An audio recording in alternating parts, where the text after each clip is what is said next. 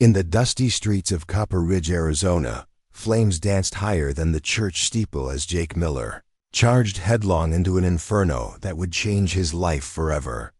The townspeople watching from a safe distance couldn't have known that this quiet ranch hand possessed nerves forged in far deadlier fires, or that his steady hands had once worn a marshal's badge across 3 territories. Before we jump back in, tell us where you're tuning in from, and if this story touches you, make sure you're subscribed, because tomorrow I've saved something extra special for you. They certainly couldn't have predicted that pulling Sarah Chen from those flames would ignite a passion that would burn through every carefully constructed wall he'd built around his heart, or that her rescue would draw the attention of men who'd been hunting him for 3 long years. The morning sun cast long shadows across the weathered porch of the Brass Lantern Saloon as Jake Miller methodically swept the same patch of wooden planks for the 3rd time. His movements were deliberate and unhurried, the way a man works when he's found peace in routine. Beth Harrison watched him from behind the bar, wiping down glasses that were already spotless, noting how he never seemed to waste emotion or speak an unnecessary word. 3 years he'd been working around her establishment, helping with repairs, tending the horses, and keeping the peace when Saturday nights got rowdy. And in all that time she'd never heard him raise his voice or seen him back down from trouble. "Jake, you know you don't have to sweep that porch again," Beth called through the open doorway, counting the previous night's earnings. Her voice carried the warm authority of a woman who'd been running the Brass Lantern since before most of the town's current residents had arrived. "You did it twice already this morning." "Keeps my hands busy, Miss Beth," Jake replied, his voice carrying that soft drawl that made folks lean in closer when he spoke. His words came measured and careful, like a man who'd learned the value of thinking before talking. Besides, dust settles fast in this country. The saloon was quiet in the early hours, just old Pete Carson nursing his morning coffee in the corner booth, and Grace Murphy practicing scales at the piano. The morning routine was as predictable as sunrise, and Jake found comfort in that predictability. It was a far cry from the chaos and uncertainty that had defined his earlier years, when every dawn brought the possibility of violence and every sunset counted another day survived. Doc Henry Walsh pushed through the batwing doors, his medical bag in one hand and a folded newspaper in the other. His weathered face carried the permanent expression of a man who'd seen too much suffering and not enough joy. But his eyes held a kindness that had earned him the trust of every soul in Copper Ridge. "Morning, Beth, Jake," he nodded to both of them, then settled at his usual table near the window where the light was best for reading. "Any news from the outside world, Doc?" Beth asked, though her tone suggested she wasn't sure she wanted to hear the answer. Bad news traveled fast in their part of Arizona, usually arriving ahead of the trouble that caused it. Doc Walsh unfolded his paper with deliberate care, scanning the headlines with the practiced eye of someone who'd learned to read between the lines. "Railroads pushed through to Flagstaff," he announced. "Stock prices are up in Denver. And it looks like that Brennan gang hit another train near Tucson last week." Jake's sweeping paused for just a moment, so briefly that anyone else might have missed it. But Beth noticed, the way she noticed most things about the people who mattered to her. She'd seen that same reaction before whenever certain names or places came up in conversation, like Jake was listening to echoes from a life he'd left behind. "How many in that gang now, Doc?" Pete Carson asked from his corner, his voice still rough from sleep and whiskey. He'd been one of the original settlers in Copper Ridge, had watched the town grow from a handful of tents to a proper community with a church, a school, and law that mostly kept the peace. "Paper says 6 confirmed members," Doc replied, adjusting his spectacles to read the smaller print. "Cole Brennan leading them, with that lieutenant of his they call Scar Thompson. Been hitting freight trains mostly, but word is they're moving south toward the border. Probably looking to lay low after all the heat they've stirred up." Jake resumed his sweeping, but his movements had taken on a different quality, more purposeful somehow. He'd finished the porch but continued working, moving to the hitching posts and then the water troughs, always staying within earshot of the conversation, but never contributing to it.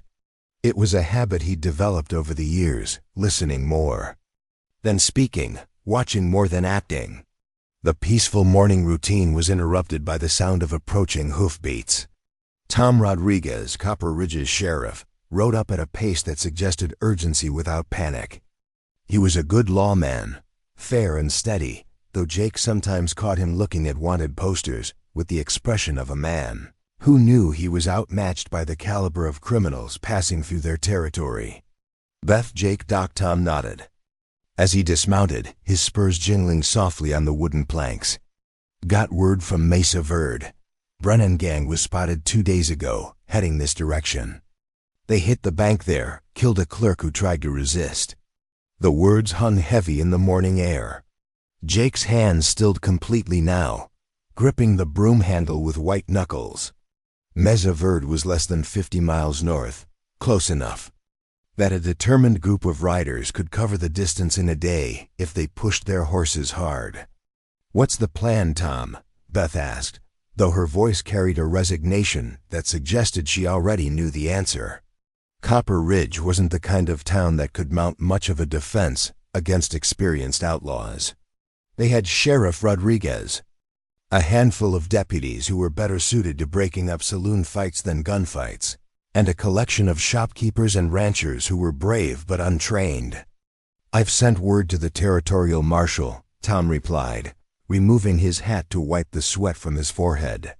"But help won't arrive for at least 3 days, maybe 4 if they're dealing with trouble elsewhere. Best we can do is encourage folks to stay indoors and hope the gang passes us by." Jake finally looked up from his work, meeting the sheriff's eyes for the first time since the conversation began. "You think they'll pass us by, Sheriff?" he asked quietly. His question carried a weight that made everyone present pay closer attention. Tom studied Jake for a long moment, as if seeing him clearly for the first time. "Truth is, Jake, I don't know. Copper Ridge doesn't have much worth stealing, but sometimes these gangs stop in small towns just to make a point. Show folks what happens when there's no law around to protect them." Doc Walsh folded his newspaper with deliberate precision, his medical training making him think about practical matters. "I'll prepare the clinic," he said quietly. "Make sure I have enough supplies for treating gunshot wounds and such. Jake, you might want to check on that widow Chun who moved here last month. She's staying in the old Morrison place on the edge of town, pretty isolated if trouble comes calling." At the mention of Sarah Chen, something flickered in Jake's expression. She was new to Copper Ridge, a young woman who'd arrived with little more than a carpet bag and a story about heading west to start fresh after her husband's death. She kept to herself mostly, but Jake had noticed her at the general store and walking to church on Sundays. There was something about her that suggested she was running from more than just memories. "I'll ride out and check on her," Jake said, leaning the broom against the wall with deliberate care. His offer surprised no one, as Jake had developed a quiet reputation for looking after folks who needed help, but there was something in his tone that hadn't been there before, a sense of purpose that went beyond simple neighborly concern. As Jake prepared to leave, Grace Murphy struck up a melancholy tune on the piano, something about travelers and distant roads. The music seemed to underscore the tension that had settled over the town like storm clouds gathering on the horizon. Old Pete Carson finished his coffee and shuffled out, muttering about checking his shotgun and making sure his doors were properly barred. The Morrison place sat on a small rise about 2 miles outside town, connected to Copper Ridge by a dusty trail that wound through stands of mesquite and occasional cottonwood trees. It was the kind of property that offered privacy and independence, but also isolation that could turn dangerous when trouble was riding the territory. Jake had ridden past it many times during his 3 years in the area, but he'd never had occasion to visit until now. As he approached the modest house, Jake could see smoke rising from the chimney and laundry hanging on a line behind the building. Sarah Chen had clearly made efforts to turn the place into a proper home, with a small garden planted near the kitchen window and curtains visible through the glass. It spoke to someone who was planning to stay, who was building a life rather than just marking time. Jake dismounted and approached the front door, removing his hat as he knocked. The sound echoed hollowly, followed by the soft footsteps of someone moving cautiously inside. When the door opened, Sarah Chen appeared, her dark hair pinned back simply and her dress practical rather than fashionable. She was smaller than Jake had realized seeing her around town, but her eyes held an intelligence and wariness that spoke to someone who'd learned to be careful about trusting strangers. "Mr. Miller, isn't it?" she said, recognizing him from their brief encounters in town. Her voice carried a slight accent that suggested education and perhaps origins far from Arizona territory. "Is everything all right?" "Ma'am," Jake replied, his natural courtesy making him stand a bit straighter. "I work around the Brass Lantern, help Sheriff Rodriguez with things from time to time. We've had word that there might be trouble coming through the area, and I wanted to make sure you knew to be extra careful for the next few days." Sarah's expression shifted slightly, becoming more guarded. "What kind of trouble?" she asked, and Jake noticed how her hand moved instinctively to grip the doorframe, as if preparing to slam the door shut quickly if necessary. "Outlaw gang," Jake explained, keeping his voice calm and reassuring. "They've been hitting banks and trains up north, might be heading this direction. Probably nothing will come of it, but the sheriff thought folks living outside town should be warned." For a moment, something like fear flickered across Sarah's features, deeper than simple concern about robbers. Jake caught it because he'd learned to read people's faces for signs of hidden truths, and what he saw suggested that Sarah Chen might have more to worry about than just random criminals passing through. "I appreciate the warning," she said, her composure returning quickly. "I'll make sure to keep my doors locked and my rifle handy." "You know how to use a rifle?" Jake asked, genuinely curious. Many frontier women learn such skills by necessity, but Sarah's manner suggested more familiarity with books than firearms. "My husband taught me before he died," she replied, and Jake detected the slight hesitation that indicated there was more to that story than she was sharing. "I'm not an expert, but I can hit what I'm aiming at if I need to." Jake nodded, filing away that information along with his growing sense that Sarah Chen was carrying secrets of her own. "If you need anything," he said, "or if you see riders approaching who don't look friendly, there's a bell in the church tower that you can hear from here. 3 long rings means trouble, and folks in town will know to come running."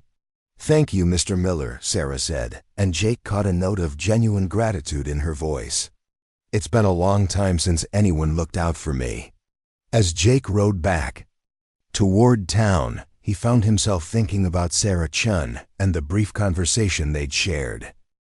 Preparing and narrating this story took us a lot of time, so if you are enjoying it, subscribe to our channel. It means a lot to us. Now back to the story. There had been something in her manner, a combination of wariness and hidden strength, that reminded him of people he'd known in his previous life.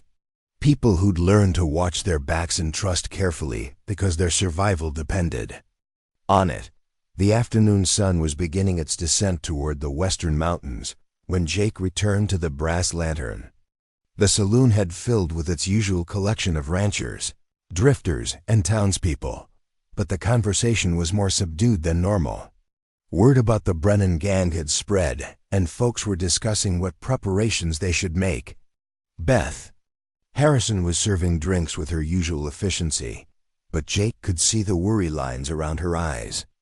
She'd built the Brass Lantern from nothing, had watched Copper Ridge grow from a whistle stop into a real community, and the thought of outlaws threatening that progress clearly weighed on her mind.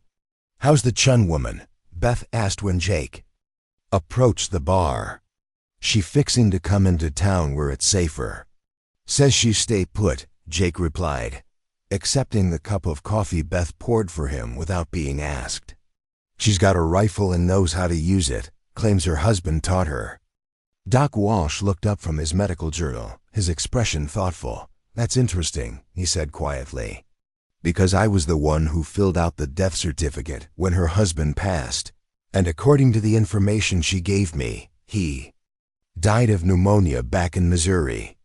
Strange thing for a sick man to be teaching rifle shooting. The observation hung in the air like smoke from a poorly drawn chimney.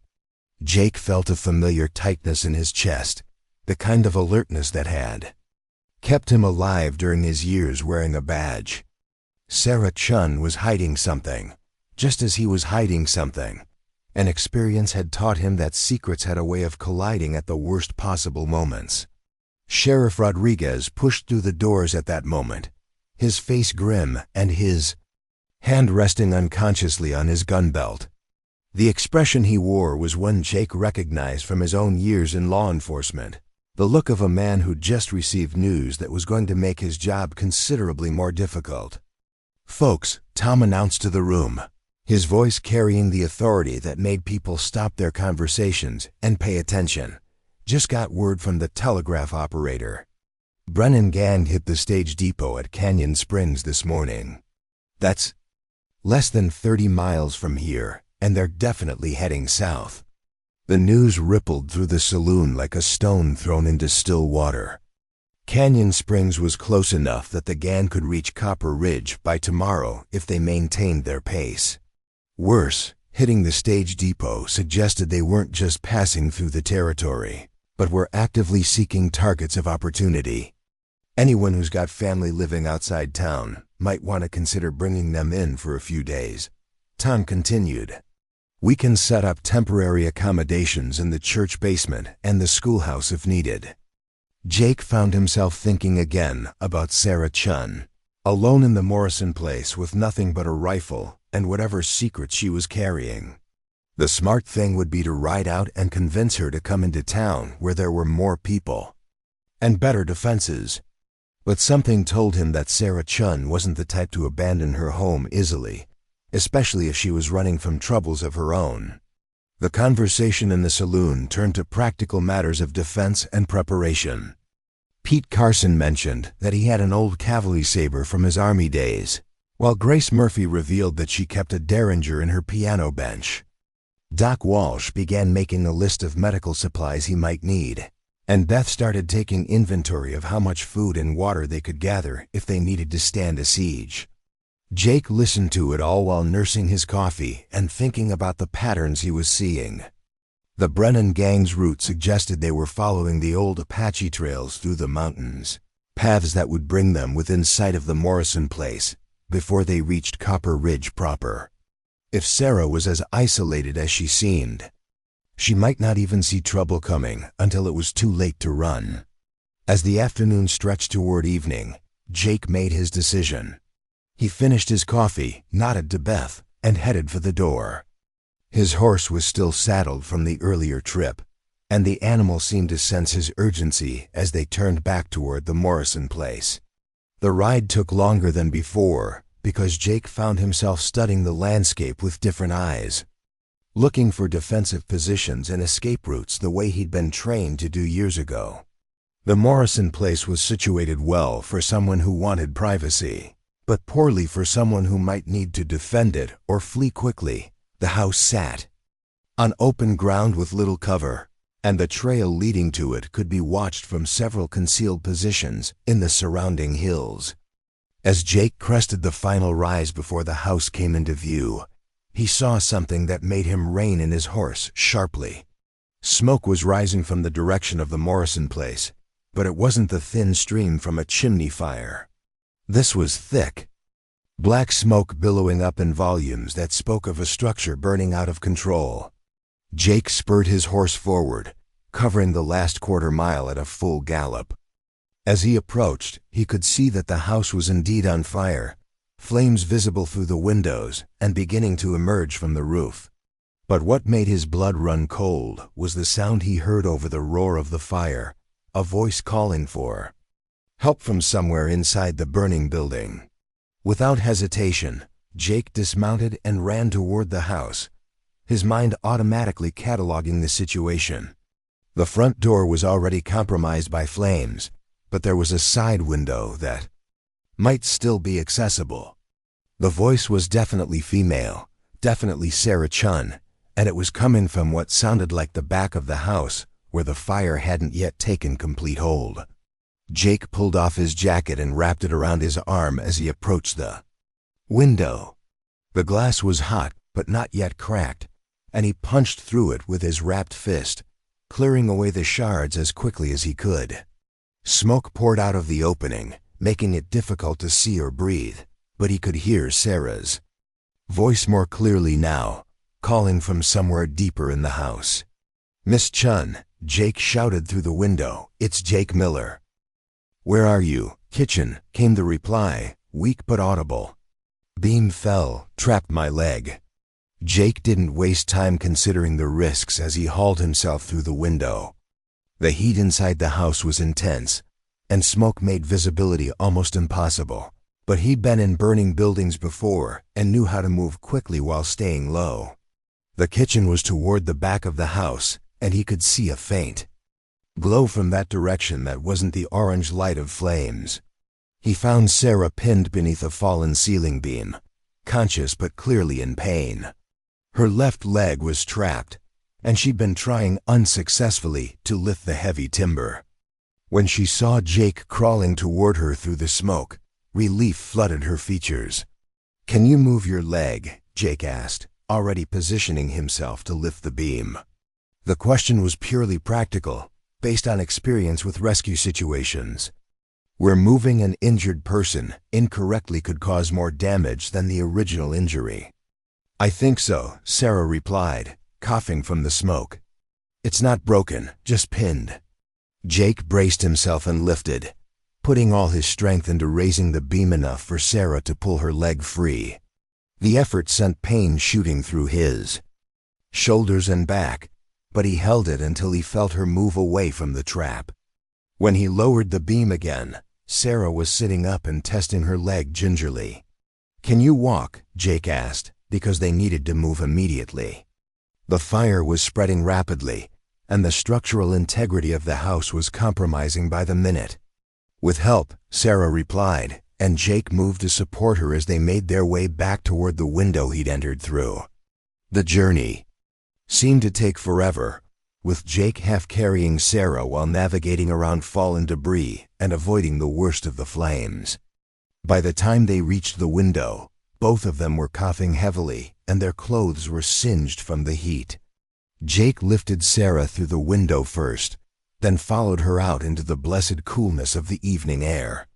They moved away from the house just as a section of the roof collapsed, sending sparks and burning debris flying in all directions. Sarah's leg was injured but functional, and together they made it to where Jake's horse was waiting, the animal nervous but steady. As they caught their breath and watched the house burn, Jake found himself studying Sarah's face in the firelight. There was something beyond simple gratitude in her expression, a look that suggested she was seeing him differently than she had before. It was a look he recognized from his past life, the way people looked at someone who'd proven they would risk their own safety for others. "How did the fire start?" Jake asked, though he was already forming suspicions based on what he'd observed. House fires in dry country weren't uncommon, but the timing seemed too convenient given the news about the Brennan gang. Sarah was quiet for a long moment, her eyes fixed on the flames consuming what had been her home. "I was in the kitchen when I heard horses outside," she said finally. 3 men, maybe 4. They rode up like they owned the place, started looking around and asking questions about who else lived here. Jake felt a cold certainty settling in his stomach. "What kind of questions?" "About whether I was alone, whether I had any money or valuables," Sarah replied, her voice growing harder. "When I told them I had nothing worth stealing, one of them said that was fine because they weren't planning to leave any witnesses anyway. That's when I ran back into the house and barred the door." "And they set the fire to force you out," Jake concluded. It was an old tactic used by men who wanted to avoid the noise of breaking down doors or the risk of someone escaping through a back entrance. It also suggested that these weren't random robbers, but people who were comfortable with murder. The sound of approaching hoofbeats made both of them tense, but Jake relaxed when he recognized Sheriff Rodriguez's voice calling their names. Tom appeared out of the darkness leading a group of men from town, drawn by the smoke visible for miles. In the clear evening air, "Sarah, Jake, thank God you're both alive," Tom said as he dismounted. "We saw the fire from town and came as fast as we could. What happened here?" As Jake and Sarah recounted the events, the sheriff's expression grew increasingly grim. The description Sarah provided of the attackers matched what they knew about some of the Brennan gang members, and the deliberate nature of the fire suggested this wasn't a random attack. "Miss Chen, I'm going to insist that you come back to town with us," Tom said firmly. "Obviously you can't stay here, and it's not safe for anyone to be isolated right now." Sarah looked back at the burning remains of her house, her expression unreadable in the shifting light. "Everything I owned was in there," she said quietly. "My clothes, my husband's picture, the few keepsakes I had left." Jake felt an unexpected surge of anger at the casual cruelty of men who would destroy someone's life for no better reason than convenience. It was a feeling he remembered from his years as a marshal, the rage that came from seeing innocents hurt by people who believed might made right. "We'll get you set up with temporary quarters in town," Beth said, appearing at Tom's side with a blanket that she wrapped around Sarah's shoulders. "And don't worry about clothes and necessities. The women in town will make sure you have what you need." As the group prepared to return to Copper Ridge, Jake helped Sarah onto his horse before mounting behind her. The ride back was quiet, with Sarah leaning against him for support and Jake finding himself intensely aware of her presence. The rescue had changed something between them, had created a connection that went beyond polite small talk and neighborly concern. But as they approached the lights of town, Jake was also thinking about the implications of what had happened. The Brennan gang wasn't just passing through the territory. They were actively targeting isolated homesteads and individuals, which meant that Copper Ridge was likely to be their next stop, and when they arrived, they would be looking for the woman who had escaped their trap. More importantly, they would eventually realize that someone had helped her escape, and Jake knew from experience that men like Cole Brennan didn't leave loose ends untied. The quiet life he'd built in Copper Ridge was about to become very complicated, and the skills he'd spent 3 years trying to forget were going to be needed again, whether he wanted it or not. The rescue from the flames had been just the beginning. Now came the harder part, protecting Sarah and the town from men who had no mercy and no conscience. And whether Sarah Chen realized it or not, she was about to discover that the quiet cowboy who had saved her life was carrying secrets that were every bit as dangerous as her own. The morning after the fire dawned gray and overcast, with heavy clouds promising rain that the parched landscape desperately needed. Jake stood at the window of his small room above Murphy's General Store, watching the street below come to life, with an urgency that hadn't been there the day before.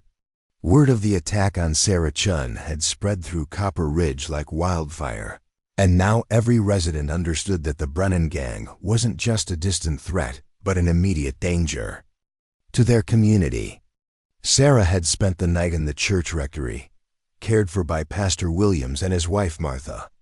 Jake had checked on her twice during the night, ostensibly to ensure her injuries weren't worsening, but truthfully because he couldn't shake the image of her trapped beneath that burning beam. Each time he'd found her awake, staring out the window as if expecting riders to appear at any moment. There was something in her vigilance that spoke to experience with being hunted, and Jake recognized it because he'd worn the same expression. During his first months in Copper Ridge, Sheriff Rodriguez had called a town meeting for early morning, And Jake made his way to the church where most of Copper Ridge's 150 residents had gathered. The building buzzed with nervous conversation as families clustered together, discussing evacuation plans and defensive preparations. Jake noticed how the men unconsciously checked their weapons and how the women held their children closer than usual. Tom Rodriguez stood at the front of the church, his usually neat appearance slightly rumpled from a sleepless night. Beside him, Doc Walsh looked tired but determined, while Beth Harrison sat in the front pew with a ledger, apparently taking notes on the town's resources and capabilities. When Tom called for attention, the room fell silent with the kind of immediate obedience that came from genuine fear. "Folks, I won't sugarcoat our situation," Tom began, his voice carrying clearly through the packed church. "The attack on Miss Chen yesterday confirms that the Brennan gang is operating in our immediate area. They're not just passing through, they're actively targeting isolated homesteads and individuals." A murmur ran through the crowd, punctuated by whispered conversations between spouses and worried looks toward the church doors. Jake found himself automatically scanning the room, cataloging which men looked like they could handle themselves in a fight and which families would need the most protection if violence came to their town. "Now I've sent word to the territorial marshal and requested immediate assistance," Tom continued. "But we all know help is at least 3 days away, maybe more depending on what other troubles they're dealing with. That means we need to be prepared to defend ourselves if the gang decides to pay us a visit." "What kind of defenses are we talking about, Sheriff?" asked Henry Murphy, the general store owner whose establishment sat at the main crossroads entering town. The man's practical nature showed as he continued, "Because if we're talking about a siege, we need to think about food and water for everyone." "That's exactly what we need to think about," Beth interjected, consulting her ledger. "I've been making lists all night. We have enough provisions at the store and in private homes to feed the whole town for about a week if we ration carefully. The church has a good well, and there are 2 more wells in town that should provide adequate water." Jake listened too, the planning with growing admiration for the townspeople's practical approach to their crisis. These weren't gunfighters or soldiers, but they were thinking like survivors. He noticed Sarah sitting near the back of the church, her injured leg propped on a small stool and her attention focused completely on the conversation. When their eyes met across the room, she gave him a slight nod that somehow conveyed both gratitude and determination. "What about weapons?" asked Pete Carson, his old cavalry experience showing in his direct approach to military matters. "How many folks here can actually shoot straight when the pressure's on?"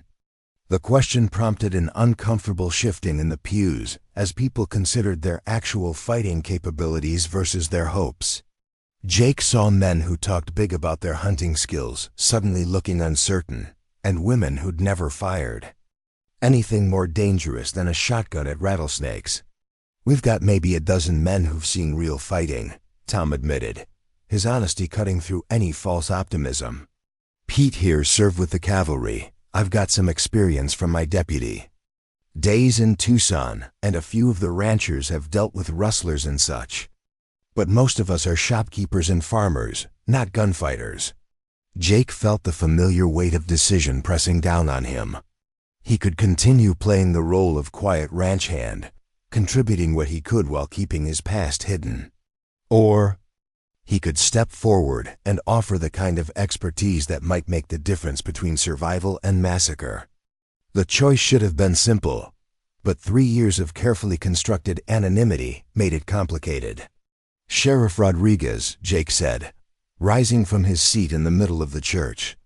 The sound of his voice seemed to carry more authority than usual, causing heads to turn in his direction. "I'd like to volunteer to help coordinate our defensive preparations." Tom's eyes sharpened with interest, recognizing something in Jake's tone that hadn't been there during their previous conversations. "That's appreciated, Jake, but what kind of experience do you have with this sort of thing?" Jake felt every eye in the church focused on him as he chose his words carefully. I spent some time working security for mining operations up in Colorado territory, he said, which was true even if it wasn't the complete truth. Dealt with claim jumpers and organized gangs who like to target payroll shipments. Learned a thing or two about setting up perimeters and coordinating defensive positions. The explanation seemed to satisfy most of the crowd, though Jake noticed Sarah watching him with a speculative expression that suggested she was hearing more in his words than others might. Doc Walsh also looked thoughtful, as if pieces of a puzzle were beginning to fit together in his mind. Any suggestions would be welcome, Tom said, and Jake could hear the relief in the sheriff's voice. The burden of protecting the entire town was more than any one man should have to carry, especially when his deputies were barely more experienced than the citizens they were supposed to protect. Jake moved to the front of the church, automatically assessing the room's layout and the positioning of people within it. First thing we need to do is establish clear sight lines and fallback positions, he said, his voice taking on the tone of someone accustomed to giving tactical briefings. The church is good because it's stone construction and has that bell tower for observation, but we need secondary positions if we're forced to retreat. As Jake continued outlining defensive strategies, Sarah found herself studying him with new interest. The man speaking with quiet authority about fields of fire and supply lines was clearly not the same person who'd been contentedly sweeping the saloon porch yesterday morning. There was a competence in his bearing and a knowledge in his words that spoke to extensive experience with exactly these kinds of situations. We'll want to post lookouts on the hills north and east of town, Jake continued, pointing toward the windows that faced those directions. The Brennan gang will likely approach from the north, since that's the direction they've been traveling, and they'll want to scout the town before making any moves. If we can spot them coming, we can be ready. What about evacuation? Asked Martha Williams, the pastor's wife. Should we be sending the women and children away to safety? The question prompted immediate discussion among the families present, with some arguing for evacuation and others insisting they wouldn't abandon their homes and businesses. Jake listened to the debate while considering the practical realities of their situation. Problem with evacuation is where would they go, he said finally. The gang has been hitting isolated homesteads and travelers on the roads. Splitting up our people might just make them easier targets. Better to keep everyone together where we can protect them. Martha nodded thoughtfully, though Jake could see the worry in her eyes as she glanced toward her own children sitting quietly in the front pew. It was a parent's natural instinct to want to get their children as far from danger as possible, but sometimes the safest place was exactly where you were. What about the outlying ranches and homesteads? Beth asked. There are still families out there who might not know what's happening. That's a good point, Tom said, looking troubled. The Henderson place is about 8 miles south, and there's the Widow Morrison about 5 miles east. We should send riders to warn them and offer to bring them into town. I'll take the Henderson place, volunteered Pete Carson, already reaching for his hat. Know the family well, and they trust me. I'll ride out to the Morrison homestead, said Jake, though as the words left his mouth he realized he'd volunteered for more than just a warning mission. If the Brennan gang was watching the approaches to town, a lone rider heading out would be visible for miles across the open country. Sarah spoke up from her seat near the back. Mr. Miller, given what happened yesterday, maybe you should take someone with you. These roads aren't safe for anyone traveling alone. Jake met her eyes across the room, seeing concern there that seemed to go beyond general worry for a neighbor's safety. Be careful, Miss Chun, he replied quietly. I know how to watch my back trail. The meeting continued for another hour as the townspeople worked out details of their defensive preparations. Families were assigned to specific buildings based on their location and the protection those structures could provide. The church would serve as the primary stronghold, with the school building and Beth's saloon as secondary positions. Men were assigned to guard rotations, Women organized to handle medical care and food preparation, and children were given specific instructions about what to do if trouble arrived. As the crowd began to disperse, Jake found himself approached by Doc Walsh. The older man's expression was thoughtful, and Jake braced himself for questions he might not want to answer. Quite a bit of tactical knowledge for someone who worked security at mining camps, Doc observed quietly, his tone conversational, but his eyes sharp with curiosity. "You pick things up when your life depends on it," Jake replied, keeping his own voice neutral. "Mining country attracts all kinds of trouble, and the companies that paid well usually had good reasons for needing experienced security."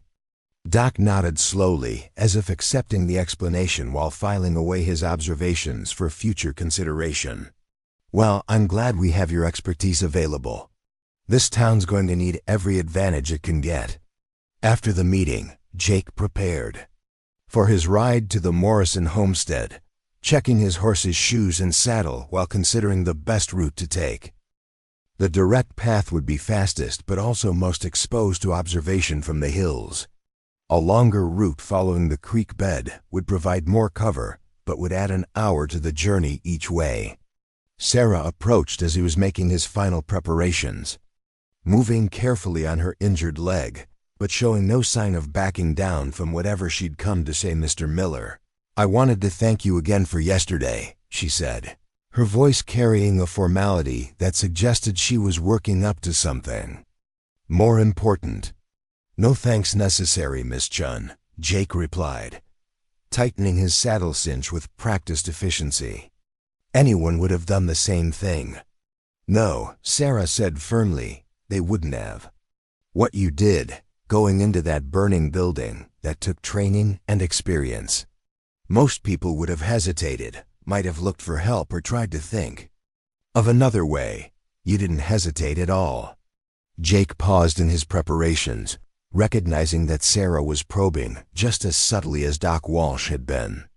"Sometimes hesitation costs lives," he said simply. "When someone needs help, you help them. Everything else is just details." Sarah was quiet for a moment, studying his face as if looking for clues to a puzzle she was trying to solve. "Yesterday, when those men came to my house, one of them mentioned something that's been bothering me," she said finally. "He said something about not leaving witnesses, but he also said something about making sure word didn't get back to certain people, like they weren't just random robbers." Jake felt a chill that had nothing to do with the overcast morning. If the Brennan gang was specifically targeting Sarah, it suggested connections and complications that went far beyond simple banditry. "Miss Chun, is there something about your past that these men might know about? Something that would make you a specific target rather than just a convenient victim?" Sarah's hesitation was answer enough, even before she spoke. "I think there might be," she admitted quietly, "but I'm not sure how much I should say. Some secrets are dangerous to share, even with people who've earned your trust." The admission hung between them like smoke from a distant fire, confirmation that both of them were carrying more history than they'd revealed to their neighbors. Jake found himself facing a decision about how much truth he was willing to share, in exchange for the truth Sarah might offer. "Miss Chun," Jake said carefully, "if there's something specific that makes you a target for the Brennan gang, the sheriff needs to know about it. Our defensive plans might need to change if they're coming here specifically for you, rather than just looking for a town to rob." Sarah nodded slowly, understanding the logic even as she struggled with the implications of revelation. "You're right. Of course. But Mr. Miller, I get the feeling that you understand something about carrying dangerous secrets. Am I wrong about that?" Jake met her eyes directly, seeing in them the same wariness he'd learned to carry during his years as a marshal. "No," he said quietly, "you're not wrong about that. But sometimes the most dangerous thing you can do is let secrets control your choices. Sometimes you have to trust people if you want to survive." The conversation was interrupted by the sound of a horse approaching at speed. Tom Rodriguez rode up with his face grim and his hand resting on his gun butt. clearly carrying news that wasn't going to improve anyone's mood. "Jake, Sarah," Tom called as he dismounted. "Change of plans." "Just got word from a rancher coming in from the north. He spotted the Brennan gang this morning, maybe 15 miles out and heading straight for us. They'll be here by afternoon if they maintain their current pace." The news hit Jake like a physical blow, not because he was surprised, but because it compressed their timeline from days to hours. Sarah's face went pale, and her injured leg seemed to give her more trouble as she shifted her weight nervously. "How many did the rancher count?" Jake asked, his mind already working through the implications for their defensive preparations. "6 riders," Tom replied, "which matches what we expected." "But Jake, there's something else." The rancher said they had someone with them who wasn't riding freely. Looked like a prisoner, hands tied and mounted on a lead horse. Sarah's sharp intake of breath told Jake that this detail meant something specific to her, confirmation of his growing suspicion that her connection to the Brennan gang was more complex than random victimization. "Miss Chen," he said gently, "I think it's time you told us what you know about why these men are really here." Sarah looked between Jake and Tom, clearly weighing the risks of revelation against the dangers of continued secrecy. When she spoke, her voice was steady but carried the weight of someone unburdening herself of a long-carried secret. "My name isn't Sarah Chen," she said quietly. "It's Sarah Martinez, and my husband wasn't a shopkeeper who died of pneumonia. He was a federal judge named Miguel Martinez, and he was murdered by Cole Brennan 3 months ago because he was planning to testify against the gang's operations." The revelation landed like a thunderclap in the quiet morning air. Jake felt pieces of a larger puzzle clicking into place, understanding suddenly why the gang had specifically targeted Sarah's house, and why they'd been willing to burn it down rather than simply rob her. Tom's face showed the grim recognition of a lawman who just learned that his small town had become ground zero for something much larger than local banditry. "Judge Martinez," Tom said slowly, the name clearly familiar. He was the federal judge who'd been investigating railroad corruption and land fraud in New Mexico territory. His murder made headlines across the Southwest. Sarah nodded, tears threatening at the corners of her eyes. Miguel had gathered evidence about the Brennan gangs, connections to certain railroad executives and territorial officials, evidence that would have sent a lot of powerful people to prison. "When he was killed, I managed to escape with some of his files, but I've been running ever since." Jake felt a familiar anger building in his chest, the same rage that had driven him during his years as a marshal when he'd seen corruption and violence destroy innocent lives. "What kind of evidence?" he asked, though he suspected he already knew the answer. "Financial records, correspondence, witness statements," Sarah replied.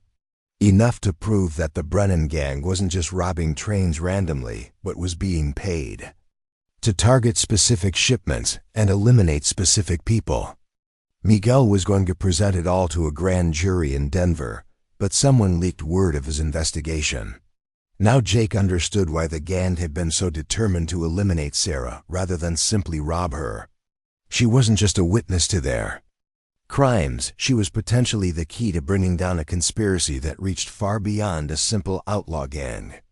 And if they were bringing a prisoner with them, it suggested they either had captured someone else connected to the investigation or were planning to use that person as leverage against Sarah. "Miss Martinez," Tom said, using her real name with the respect it deserved, "where are those files now?" Sarah's silence was answer enough. Jake saw the truth in her expression before she spoke, the mix of defiance and fear that came from someone who'd gambled everything on a desperate plan. "I hid them before the house burned," she said finally, "in a place where they'd survive the fire, but where the gang wouldn't think to look. They're still there, buried in a metal box about 50 yards from where the house stood." The implications of her revelation were staggering. Not only was Sarah Martinez a target worth killing, but she was also sitting on evidence that could bring down a conspiracy involving some of the most powerful men in the territory. Jake realized that their situation had just become infinitely more complicated than a simple defense against outlaws. Tom was thinking along the same lines, his lawman's mind working through the legal and practical implications. Sarah, that evidence could be crucial for bringing these people to justice, but it also makes you the most valuable target within 500 miles. If the Brennan gang gets their hands on you and those files, a lot of powerful people are going to sleep easier. Jake found himself studying Sarah with new respect and new concern. She'd been carrying this burden alone for 3 months, running from men who'd killed her husband and would certainly kill her if they caught her. The fact that she'd managed to stay ahead of them this long spoke to both courage and competence that went far beyond what he'd initially observed. The sound of the church bell ringing in urgent, rapid peals interrupted their conversation. Jake's head snapped up, recognizing the signal they'd established for spotting approaching riders. Tom was already moving toward his horse, his hand checking his weapon as he prepared to coordinate the town's defenses. "Sarah, you need to get to the church with the other non-combatants," Tom ordered, but she was already shaking her head in refusal. "Sheriff, I appreciate your concern, but I'm not going to hide while other people fight my battles," she said firmly. "I can shoot better than half the men in this town, and I have more reason than anyone to make sure Cole Brennan doesn't ride away from here alive." Jake felt a surge of admiration for her determination. Even as his tactical mind cataloged the complications her presence would add to their defensive plans. "Miss Martinez," he said carefully, "your shooting skills aren't the issue. The problem is that you're exactly what they're coming here to find. If they capture you, all of this becomes meaningless." Sarah met his eyes with a directness that reminded him of the federal marshals he'd worked with during his own law enforcement days. "Mr. Miller," she said quietly, "I've been running for 3 months, and I'm tired of it. Maybe it's time to make a stand and see who's left standing when the smoke clears." The determination in her voice was unmistakable, and Jake recognized the moment when someone decided to stop being a victim and start being a fighter. He'd seen it in his own mirror years ago, the day he'd pinned on a marshal's badge and decided to bring order to a lawless territory. Tom was mounting his horse, preparing to ride toward the lookout positions to assess the approaching threat. "Jake, I'm putting you in charge of coordinating our defensive positions," he called. "You've got the experience, and people will listen to you. Sarah, I can't order you to stay in the church, but I can ask you to be smart about how you contribute to this fight." As Tom rode off toward the hills north of town, Jake found himself alone with Sarah, both of them understanding that the next few hours would likely determine not just their own fates, but the future of Copper Ridge and the broader fight against corruption in the territory. "Miss Martinez," Jake said, using her real name for the first time, "there's something you should know about me before this goes any further. My experience with defensive tactics doesn't come from working security at mining camps." Sarah studied his face, seeing something there that confirmed suspicions she'd been developing since their first real conversation. "What does it come from, Mr. Miller?" Jake took a breath, preparing to share a truth he'd kept hidden for 3 years. "My name is Jake Miller, and that part's true. But before I came to Copper Ridge, I spent 8 years as a deputy U.S. Marshal, working cases in Colorado, New Mexico, and Arizona territories. I specialized in tracking down gangs, exactly like the one heading for us right now." The revelation seemed to settle something in Sarah's expression, as if a piece of her own puzzle had finally clicked into place. She nodded slowly, understanding now why his tactical knowledge was so comprehensive and why his rescue of her had been executed with such professional competence. "Why did you stop?" she asked quietly. "Why give up a career in law enforcement to sweep saloon porches in a town like Copper Ridge?" Jake's answer came from a place of old pain and hard-learned wisdom. Because I learned that sometimes being right isn't enough to keep the people you care about alive, he said simply. Sometimes the badge just makes you a better target for the same corruption you're fighting. Sarah understood immediately, recognizing in his words the echo of her own losses and the weight of responsibility that came from standing against powerful interests. We both know what it costs to fight these battles, don't we? Jake nodded, feeling the familiar weight of decisions made and prices paid. But sometimes, he said, looking toward the hills where danger was approaching, sometimes you don't get to choose whether to fight. Sometimes the fight comes to you whether you want it or not. The sound of galloping hoofbeats announced Tom's return from the lookout positions. His face was grim as he dismounted, confirming what they'd all been expecting but hoping to avoid. 6 riders, just like the rancher said, Tom reported. There may be 2 miles out, taking their time and scouting the approaches. Jake, they're definitely bringing a prisoner, a woman from what I could see through the field glasses. Sarah's face went pale, and Jake saw her hands clench into fists.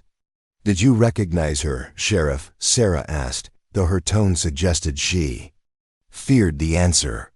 Too far away to be certain, Tom replied, but she was wearing a dress that looked like it might have been expensive once upon a time. Like someone who wasn't accustomed to rough travel. Jake saw understanding dawn in Sarah's eyes, followed immediately by a determination that had hardened beyond mere resolve into something approaching fury. That's Elena Vasquez, she said quietly. She was Miguel's law clerk, the one who helped him compile the evidence against the conspiracy. If they have her, it means they've been hunting down everyone connected to the investigation. The implications were clear to all of them. Elena Vasquez represented both a threat to the conspiracy and potential leverage against Sarah.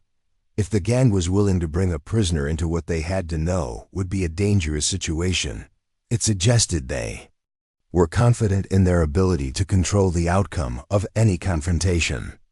Miss Martinez, Jake said carefully, if they're using Miss Vasquez as leverage, they're going to want to negotiate rather than simply attack. That might give us some tactical advantages, but it also means they're expecting to leave here with both of you alive. Sarah's response was immediate and uncompromising. They can expect whatever they want, she said firmly. But I'm not trading Elena's life for my own, and I'm not letting them destroy the evidence that Miguel died to preserve. If they want a fight, they'll get one.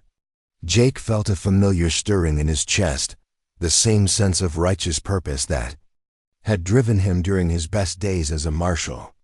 Looking at Sarah Martinez, seeing the courage and determination in her eyes despite everything she'd lost and everything she was risking, he made a decision that would define the rest of his life.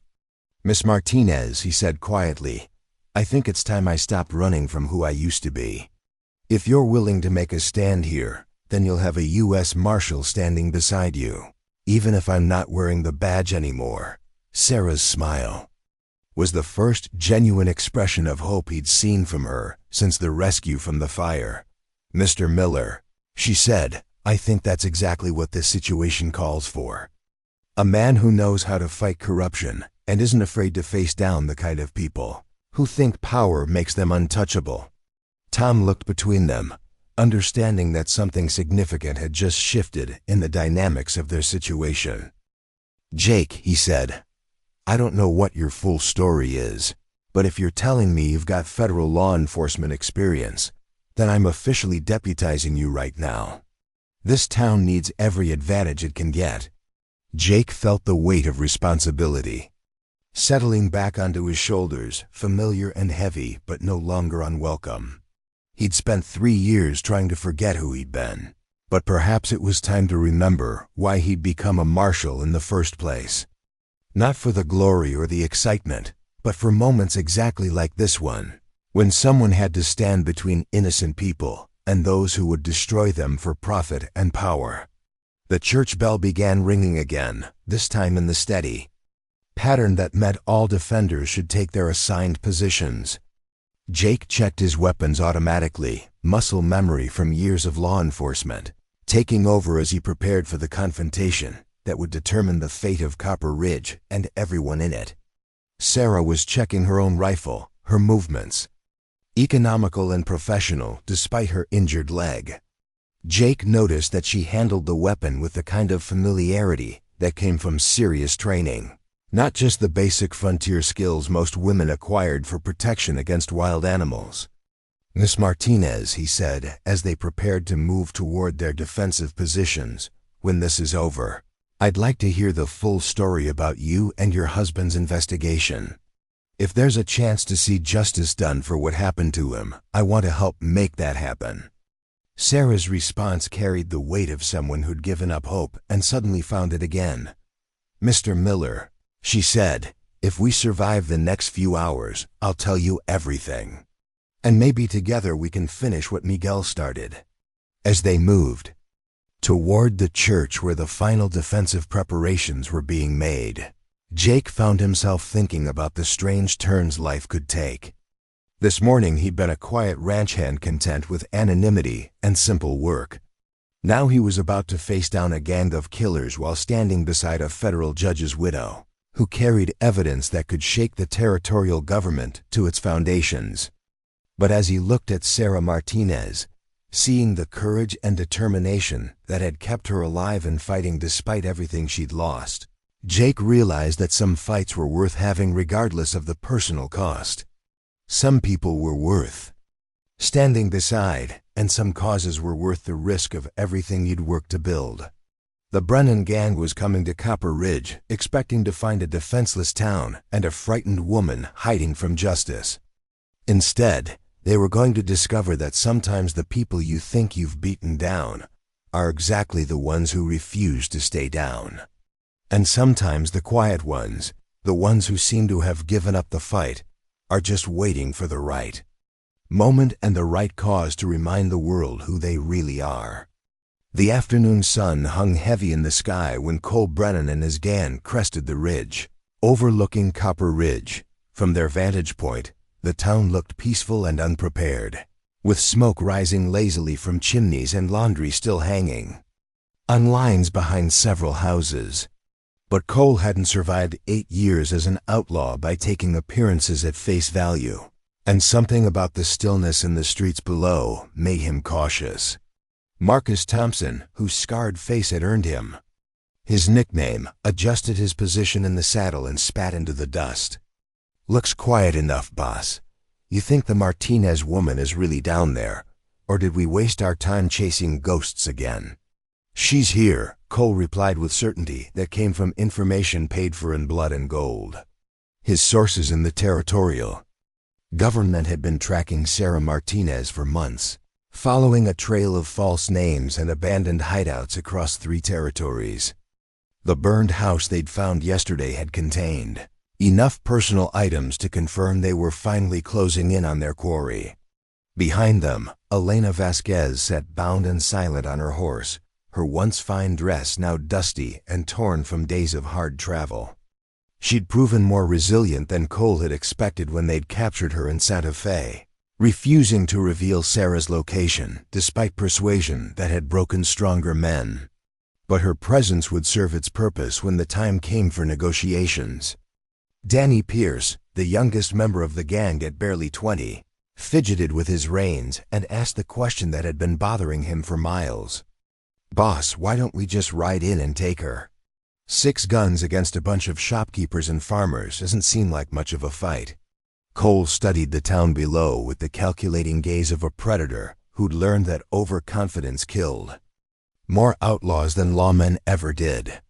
"Because, boy, the people paying us want this done quiet and clean. No witnesses, no evidence, and no federal marshals asking inconvenient questions later. We take what we came for and disappear like we were never here." The Dalton brothers, Eddie and Frank, had dismounted and were using field glasses to study the approaches to the town. They moved with the synchronized precision of men who'd been fighting together since childhood, each anticipating the other's thoughts and movements. Frank lowered his glasses first, his expression troubled.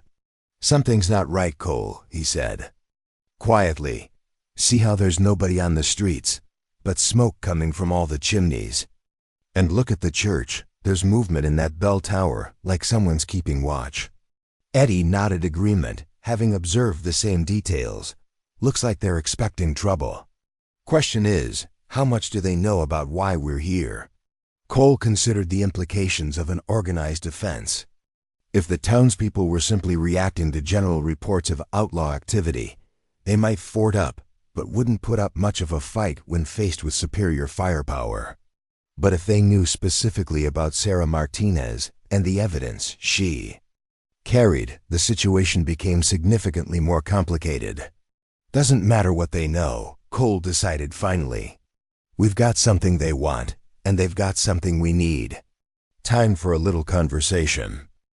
He spurred his horse down the slope toward Copper Ridge, his gang following in a loose formation that kept them spread out enough to avoid presenting a single target, while maintaining mutual support. Cole had survived as long as he had by combining ruthless efficiency with tactical awareness, and he approached the town with the same methodical caution he'd use for any potentially dangerous operation. In the church bell tower, Jake Miller watched the approaching riders through Tom Rodriguez's field glasses, cataloging details that might prove crucial in the confrontation to come. Cole Brennan rode with the easy confidence of a man accustomed to intimidating his opposition, but his positioning and that of his men showed military training or extensive experience with organized violence. Sarah stood beside Jake in the cramped tower space, her injured leg braced against the wooden platform, but her rifle ready and her attention focused completely on the approaching gang. When Jake pointed out the bound woman riding with the outlaws, Sarah's sharp intake of breath confirmed his suspicion about the prisoner's identity. "That's Alina," she said quietly, her voice tight with anger and guilt. "She must have tried to reach me after the attack on my house. I should have warned her to run further, to get out of the territory completely." Jake kept the field glasses trained on the approaching riders while considering their tactical options. "Miss Martinez," he said carefully, "if they're using Miss Vasquez as leverage, they'll want to negotiate before they start shooting. That might give us some advantages if we handle it right." "What kind of advantages?" Sarah asked, though her tone suggested she was already thinking along the same lines. "They'll want to get close enough to talk, which means close enough for us to act if the opportunity presents itself," Jake explained. "And if they think they're in control of the situation, they might get careless about their positioning or their security." Down in the church below, the rest of Copper Ridge's defenders waited in tense silence. Beth Harrison had organized the women into medical teams and supply coordinators, while Doc Walsh prepared his makeshift field hospital in the church basement. The men were positioned at windows and doorways throughout the building, with additional defenders in the school and saloon according to the plan Jake had outlined. Pete Carson crouched behind the stone altar, his old cavalry saber lying beside his rifle as a reminder of battles fought and survived decades ago. His presence had steadied some of the younger men who'd never faced organized violence, and his knowledge of military tactics had proven valuable in positioning their limited forces for maximum effectiveness. Tom Rodriguez moved between the defensive positions, checking on his temporary deputies and ensuring everyone understood their assigned roles. The sheriff's calm demeanor masked his awareness that Copper Ridge was about to face the most dangerous situation in its brief history, and that the decisions made in the next hour would determine whether the town survived or became another forgotten tragedy in the violent expansion of the American frontier. The Brennan gang approached to within 100 yards of the church before Cole raised his hand to halt their advance. The positioning was deliberate, close enough to make conversation possible, but far enough to avoid rifle fire from the town's defenders. Cole's tactical awareness showed in how he kept his men spread out and ready to move in any direction if violence erupted. "People of Copper Ridge," Cole called out, his voice carrying clearly in the still air. "We're here on business. That doesn't concern most of you. All we want is a woman named Sarah Martinez, and we'll be on our way without bothering anybody else." From the bell tower, Jake watched the scene unfold while weighing their response options. The gang's positioning showed they expected negotiation rather than immediate violence, but Cole Brennan's reputation suggested that any deal would end with everyone who'd seen his face dead and buried. Sarah moved to the tower window, making herself visible to the outlaws below. Her voice carried clearly as she called back, "I'm Sarah Martinez. What do you want with me?" Cole's satisfaction was visible, even at distance, as his primary objective revealed herself. "Mrs. Martinez," he called, "we need to discuss certain documents that belong to your late husband. Documents that some important people would prefer to remain private." Jake admired Sarah's composure as she responded without hesitation. "Those documents are evidence of crimes committed by you and your associates. They belong to the federal courts, not to the criminals they'll convict." "Now, Mrs. Martinez," Cole's tone took on a false reasonableness that carried an underlying threat, "I think you might want to reconsider that position. You see, we have a mutual friend here who's very interested in your decision." He gestured toward Elena Vasquez, and even from the tower Jake could see the bound woman's distress. Cole's message was unmistakable. Cooperate or watch your friend suffer the consequences of your refusal.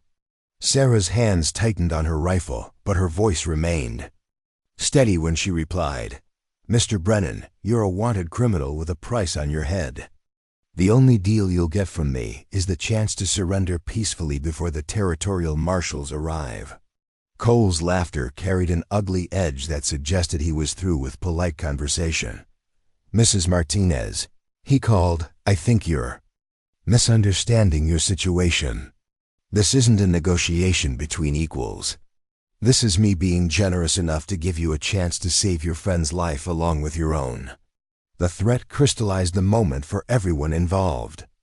Jake saw the subtle shift in the gang's positioning as they prepared for violence, while below in the church he could sense the defenders steeling themselves for what was coming. Sarah stood straighter beside him, her fear transformed into the kind of cold determination that had kept her alive and fighting for 3 months. "Mr. Brennan," she called down, her voice carrying clearly across the space between them, "you can threaten me and my friends all you want, but those documents are going to a federal grand jury whether you leave here alive or dead. The only choice you have is whether you want to face justice in a courtroom or in the ground." Cole's response was immediate and decisive. He drew his sidearm and fired a shot into the air, the sound echoing off the church walls like thunder in a clear sky. At the signal, his men spread out further and drew their own weapons, abandoning any pretense of peaceful negotiation. "Well, then, Mrs. Martinez," Cole shouted, his voice now carrying the harsh edge of a man who'd dropped his mask completely, "I guess we'll have to do this the hard way. Boys, light them up." The first volley of gunfire shattered windows and splintered wood as the Brennan gang opened fire on the church. Jake pulled Sarah down below the level of the tower windows as bullets whined overhead, the sound bringing back memories of similar situations during his marshal days. The difference was that then he'd been hunting criminals with backup and federal authority, while now he was protecting innocents with limited resources and no reinforcements coming. Return. Fire erupted from the church and surrounding buildings as Copper Ridge's defenders responded to the attack.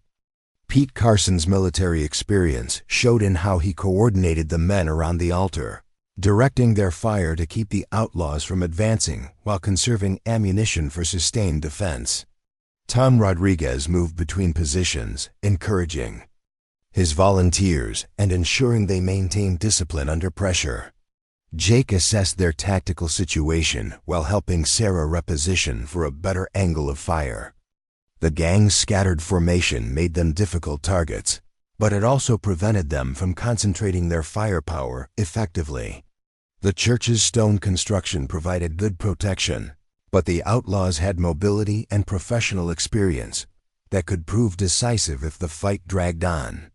Sarah took careful aim at Cole Brennan and squeezed off a shot that knocked his hat from his head and sent him diving for cover behind a water trough.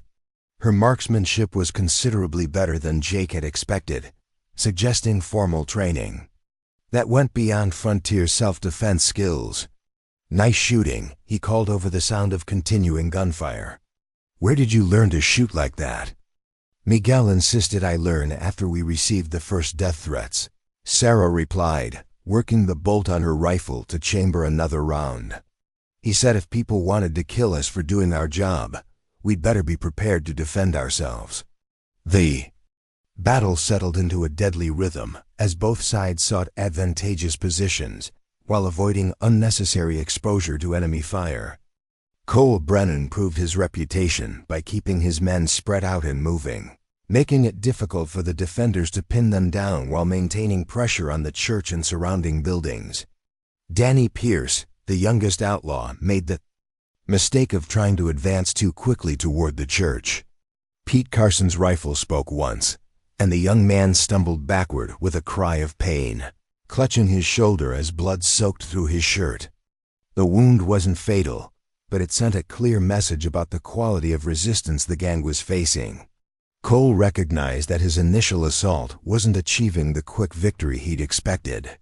The townspeople were better organized and more determined than typical frontier settlements, and their defensive positions were well chosen and effectively used.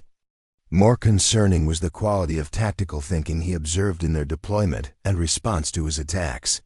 "Fall back to covering positions," he ordered his men. "This isn't going to be as easy as we thought."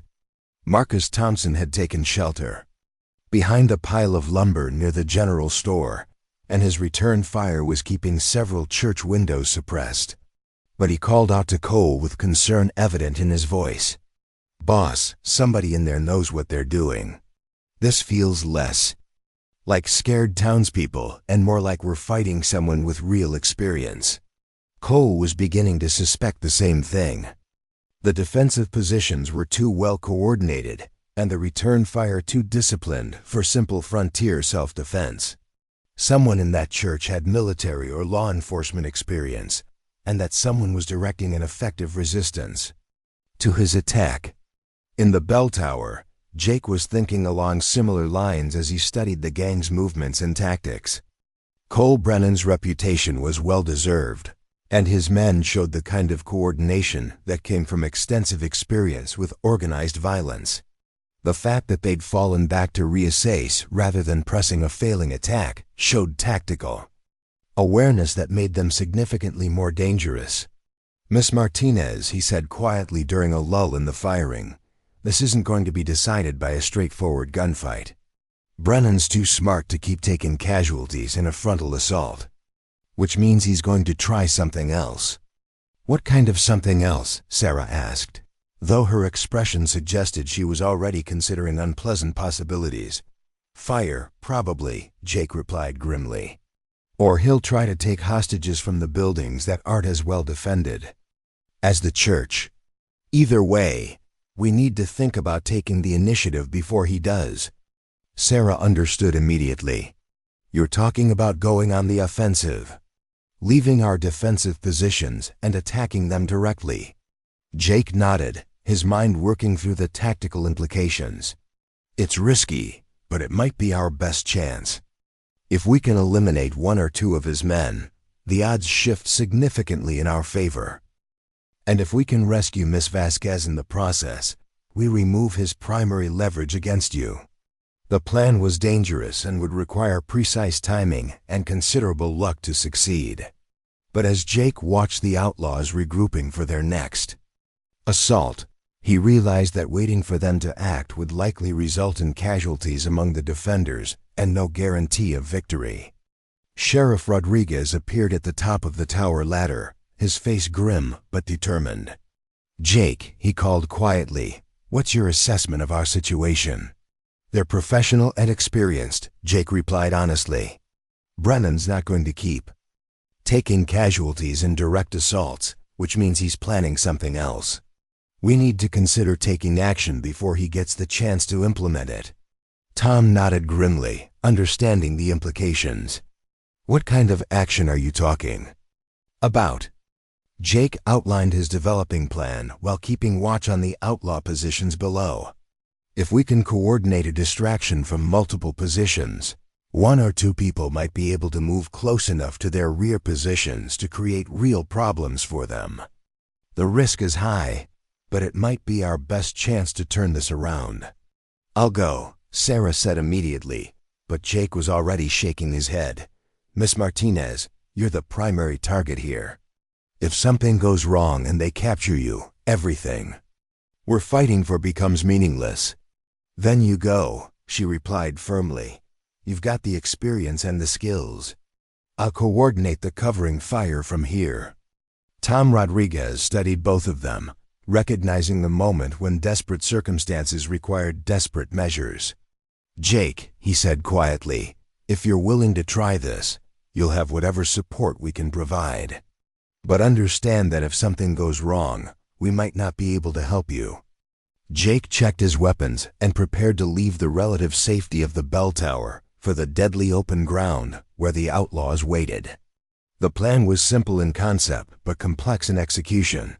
Create enough distraction to allow him to reach a flanking position where he could eliminate one or more gang members and potentially rescue Elena Vasquez. As he prepared to descend from the tower, Sarah caught his arm. Mr. Miller, she said quietly, be careful down there. Copper Ridge has already lost enough good people, and I'd rather not be responsible for losing another one. Jake met her eyes, seeing in them the same mixture of fear and determination he'd carried during his most dangerous assignments as a marshal. Miss Martinez, he replied, some fights are worth the risk. This is one of them. The sound of renewed gunfire from below indicated that Cole Brennan had resumed his assault on the church. Jake used the cover of the battle noise to descend from the tower and make his way toward the church's side door, where he could begin his dangerous journey into the space between the opposing forces. Pete Carson saw him preparing to leave and nodded grimly, understanding without words what Jake was attempting. The old cavalry veteran had seen similar desperate measures during the Indian Wars, when conventional tactics failed and survival required individual initiative and considerable courage. Give me 5 minutes to get into position, Jake called quietly to Tom Rodriguez, then have everyone concentrate their fire on the outlaws' right flank. Make them think that's where the real attack is coming from. Tom nodded and began moving between the defensive positions, quietly passing word about the coordinated fire plan. The defenders understood they were about to attempt something that would either break the stalemate or result in disaster, but they also recognized that their current situation offered no guarantee of survival without decisive action. Sarah watched from the bell tower as Jake slipped out of the church and began making his way through the scattered cover between buildings. His movement was careful and professional, using every bit of concealment available while advancing toward the gang's positions. She found herself holding her breath as he disappeared behind the general store, beginning the most dangerous phase of his desperate plan. In her bound position near the outlaws, Elena Vasquez had been watching the battle with growing hope as the townspeople's resistance proved more effective than Cole Brennan had expected. When she saw a lone figure moving carefully through the shadows toward their position, she began preparing to help however she could when the moment came for action. Cole Brennan was studying the church through his field glasses, trying to identify the source of the tactical coordination he was observing. The quality of the defense suggested someone with considerable military or law enforcement experience, and he was beginning to suspect that Copper Ridge harbored more secrets than a simple federal judge's widow. Marcus Thompson called out from his position near the lumber pile. "Boss, I think I saw movement behind the general store. Might be someone trying to flank us." Cole's response was immediate and decisive. "Eddie, Frank, swing around and check our rear positions. If someone's trying to get clever, make sure they regret it." The tactical situation was about to become significantly more complex and dangerous for everyone involved. Jake's plan required him to remain undetected until he could strike effectively, but the outlaw's awareness meant he would be walking into a trap if he continued his current approach. The next few minutes would determine whether his desperate gamble would save Copper Ridge or result in his own death and the town's destruction.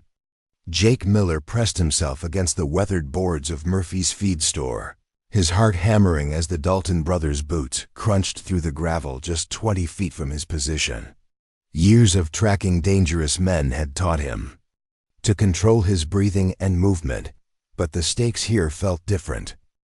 These weren't faceless criminals he was hunting for justice. These were killers threatening people who'd become his family over 3 years of quiet mornings and shared conversations. Through a gap in the building's siding, Jake watched Eddie Dalton signal his brother Frank to check behind the blacksmith shop while he continued toward Jake's hiding spot. The outlaw moved with the confident swagger of a man who'd never faced serious opposition from townspeople, but his weapon handling showed he wasn't completely careless about potential threats. The coordinated covering fire from the church erupted, exactly on schedule, drawing the outlaw's attention toward their right flank as planned. Jake used the distraction to slip around the feed store's corner, putting the building between himself and Eddie Dalton while moving closer to where Ilana Vasquez remained bound near the gang's horses. From the bell tower, Sarah Martinez watched Jake's progress while maintaining steady rifle fire toward Cole Brennan's position behind the water trough. Her shots weren't meant to hit, but to keep the gang leader pinned down and unable to coordinate his men's response to the flanking movement. Each bullet she fired carried the weight of 3 months of running and hiding, transformed now into active resistance against the men who'd murdered her husband. Elena had recognized the developing rescue attempt and began working subtly against her bonds, using the battle's chaos to cover her efforts to loosen the ropes around her wrists. Judge Martinez had taught both women basic escape techniques after the first death threats arrived, and Elena's legal training had given her a methodical approach to problem-solving under pressure. Marcus Thompson's scarred face showed growing frustration as return fire from the church prevented him from maintaining effective pressure on the defenders. The townspeople's resistance was proving far more organized and deadly than expected, and Thompson was beginning to suspect they were facing someone with serious military experience rather than frightened farmers. "Boss," Thompson called to Cole Brennan during a brief lull in the firing. "Whoever's running their defense knows what they're doing. This feels like fighting cavalry or marshals, not shopkeepers playing soldier." Cole's response carried the edge of a man whose careful plans were unraveling faster than anticipated. "I don't care if they've got General Sherman himself in there, Marcus. We came here for the Martinez woman and those documents, and we're not leaving without both." Danny Pierce had managed to bind his wounded shoulder well enough to continue fighting, though his face was pale with blood loss and pain. The young outlaw's earlier confidence had evaporated under the reality of disciplined return fire, and he was beginning to understand why experienced criminals spoke of town fights with such grim respect. Pete Carson's military experience proved invaluable as he directed the church's defensive fire with the precision of a veteran non-commissioned officer. His calm voice carried over the sound of gunshots as he called out targets and coordinated ammunition distribution among the volunteers, who'd never imagined they'd be fighting for their lives against professional killers. Tom Rodriguez moved between firing positions like a man half his age, encouraging the defenders while keeping track of ammunition supplies and casualties. The sheriff's steady presence helped maintain morale among men who were discovering that courage was easier to talk about than to demonstrate when bullets were flying in earnest. Doc Walsh had established his aid station in the church basement, where the stone foundation provided additional protection from stray bullets. His medical supplies were laid out with surgical precision, and he'd already treated 2 men with minor wounds caused by flying splinters rather than direct hits. Jake reached the alley behind the barber shop and paused to assess his next move. Elena Vasquez was approximately 50 yards away, guarded by the gang's horses and visible to at least two of the outlaws if they turned in her direction. The rescue would require perfect timing and considerable luck to avoid getting both of them killed in the attempt. Frank Dalton had completed his sweep behind the blacksmith shop and was moving toward Jake's previous position near the feed store. His brother Eddie continued his methodical search of the buildings on the street's south side, both men showing the kind of thoroughness that had kept them alive through years of criminal activity. Sarah's rifle cracked again from the bell tower, and this time her bullet struck close enough to Cole Brennan's position to send splinters flying from the water trough's wooden edge. The gang leader's return fire was immediate and accurate, forcing Sarah to duck below the window frame as his bullets shattered the tower's wooden supports just inches from her head. Grace Murphy had positioned herself at the saloon's upstairs window with one of Beth's rifles, adding her fire to the coordinated defense despite having never shot at another human being. Her hands shook with each trigger pull, but her shots were contributing to the volume of fire that kept the outlaws from advancing on the church. Beth Harrison coordinated the women's support efforts from the church basement, ensuring ammunition reached the fighters while organizing medical supplies and evacuation plans if the defense failed. Her saloon keeper's experience with managing crisis situations proved valuable as she maintained calm efficiency despite the chaos erupting around them. Jake studied the pattern of gunfire from both sides, looking for the moment when the outlaw's attention would be focused elsewhere long enough for him to cross the open ground to Elena's position. The covering fire from the church was effective, but wouldn't last indefinitely, and he needed to act before the defenders' ammunition ran low. Cole Brennan was reassessing his tactical situation with the cold calculation that had made him one of the territory's most successful outlaw leaders. The townspeople's resistance was costing him time and men while producing no progress toward his objectives. More concerning was the quality of opposition he was facing, which suggested the presence of someone with professional military or law enforcement experience. The gang leader's thoughts were interrupted by Marcus Thompson's urgent call from his position near the lumber pile. "Boss, we've got movement in the alley behind the barber shop. Looks like one man trying to work his way around to our rear." Cole's response was immediate and decisive. "Eddie, Frank, converge on that position. I want whoever's playing hero brought down hard and fast." Jake heard the outlaw's boots moving in his direction and realized his window of opportunity was closing. Rapidly, the rescue attempt would have to happen now or not at all, and the margin for error had shrunk to almost nothing. He checked his weapons one final time and prepared to cross the deadly open ground between his position and Elena Vasquez. Sarah watched from the bell tower as the tactical situation developed, recognizing that Jake's mission was entering its most dangerous phase. Her covering fire intensified as she tried to keep Cole Brennan and Marcus Thompson focused on the church rather than the rescue attempt developing behind their positions. Elena had managed to loosen her bonds enough to slip one hand free, though she kept her arms positioned to maintain the appearance of being securely tied. Her legal training had taught her to observe details and think several moves ahead, skills that were proving valuable as she prepared to assist in her own rescue. The sound of approaching footsteps told Jake that the Dalton brothers were closing in on his position from two directions. His years as a deputy marshal had prepared him for exactly this kind of situation, where survival depended on quick thinking and decisive action under extreme pressure. Frank Dalton rounded the corner of the barber shop with his gun drawn and ready, expecting to find a frightened townsman hiding behind the building. Instead, he found himself face to face with a man whose eyes held the cold competence of someone who'd faced similar moments many times before. Jake's first shot took Frank center mass, dropping the outlaw before he could cry out or return fire.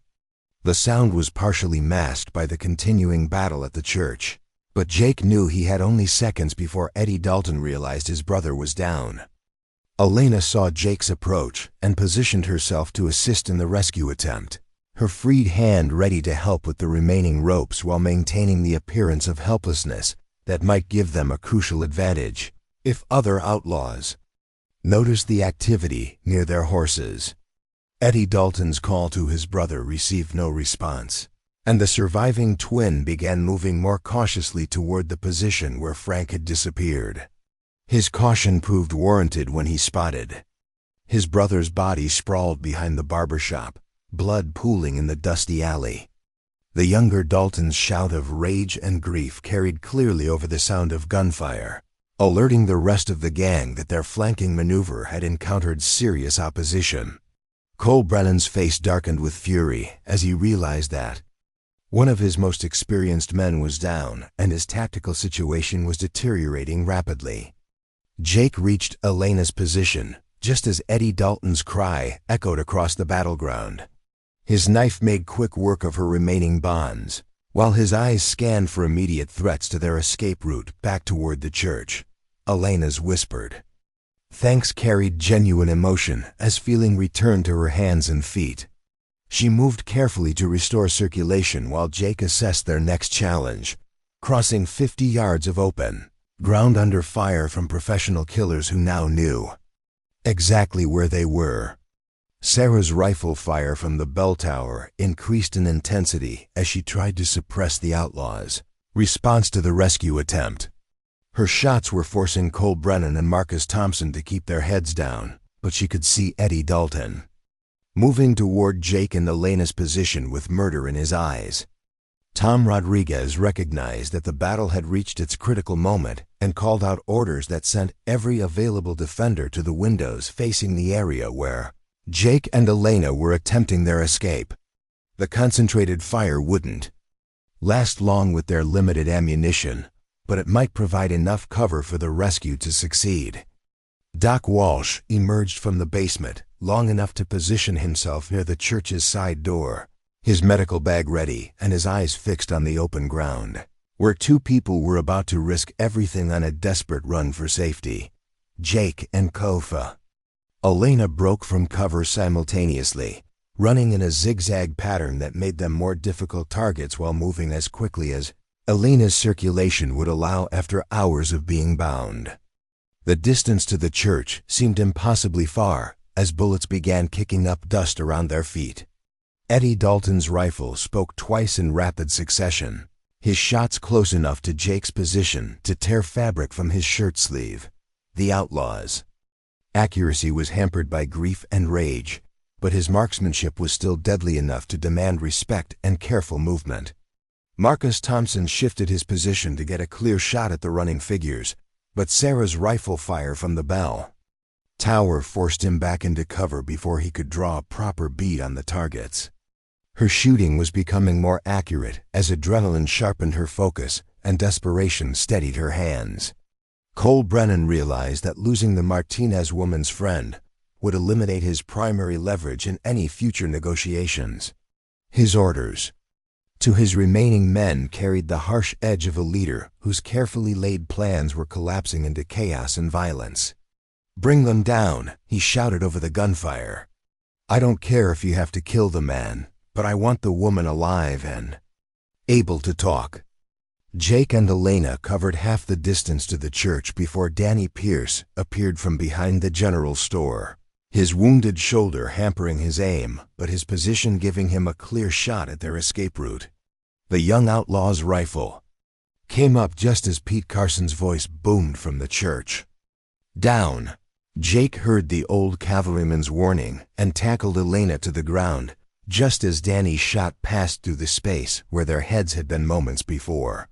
Pete's return fire was immediate and accurate, sending Danny diving for cover, with a cry of pain as the bullet grazed his uninjured arm.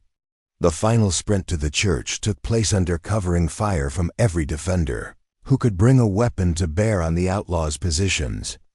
Jake and Elena reached the side door as bullets splintered the wooden frame around them, diving through the entrance into the relative safety of the stone building.